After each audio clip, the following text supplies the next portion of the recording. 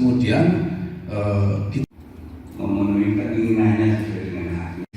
Biasanya teman-teman kami yang dari pihak pemerintah daerah dan juga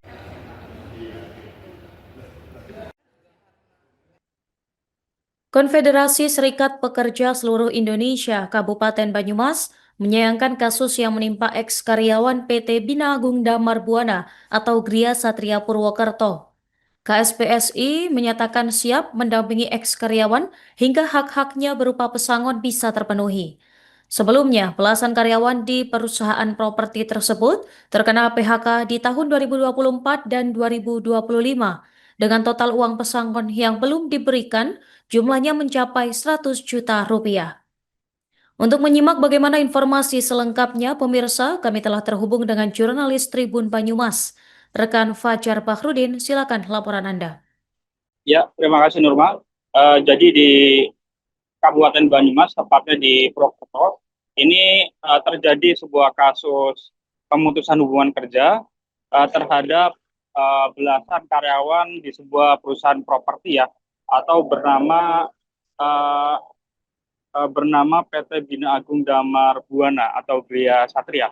Jadi PHK ini terjadi di 2 gelombang. Pada tahun 2024 ada 8 karyawan terkena PHK, lalu di tahun 2025 ada 9 karyawan yang terkena PHK, dan memang pesangon itu sudah sempat dibayarkan tetapi baru setengahnya, dan konflik ini sempat kemudian dimediasi oleh Dinas Tenaga Kerja dan Perindustrian Banyumas, dan kemudian dimediasi dipertemukan antara perusahaan dan eks-karyawan yang terkait, sempat membuat perjanjian kapan akan membayar, tetapi kemudian perusahaan properti ini ternyata tidak memenuhi janjinya atau tidak memenuhi perjanjian yang telah disepakati oleh semua pihak ya, dan kemudian polemik ini kemudian dibawa sampai ke DPRD, dan DPRD pun sudah melakukan rapat dengar pendapat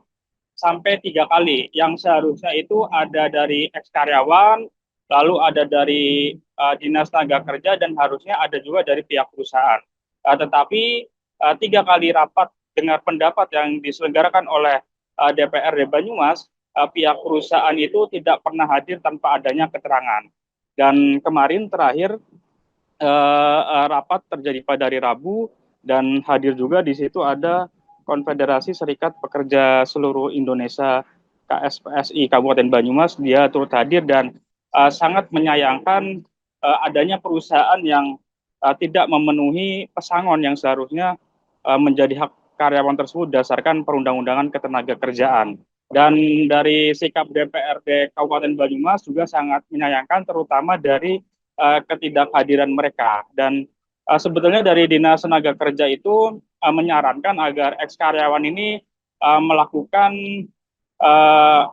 sidang ya di Pengadilan Hubungan Industrial atau PHI yang ada di Semarang, tetapi nampaknya dari eks-karyawan ini keberatan karena tentunya akan lebih banyak mengeluarkan biaya, baik itu bolak-balik maupun akomodasi lainnya.